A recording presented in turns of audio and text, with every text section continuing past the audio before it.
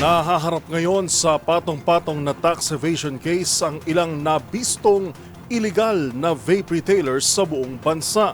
Ayon sa Bureau of Internal Revenue o BIR, papalo sa higit 700 milyong piso na kabuang halaga ng tax liability ang nalusutan ng mga akusado. Tinutukan yan ni Boy Gonzales.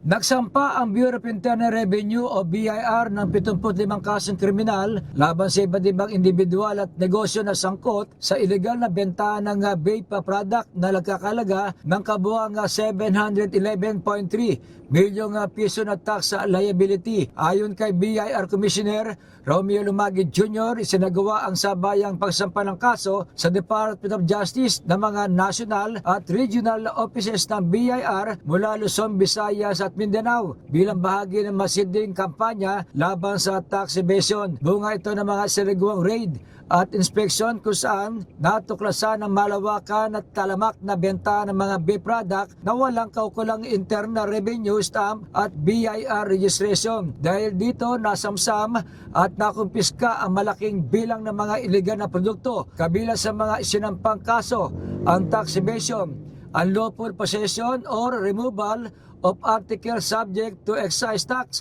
without payment of the tax at failure to file excise tax return. Ang hagbang na ito ay kasunod ng mga naunang kaso laban sa malalaking player sa illegal na vape trade.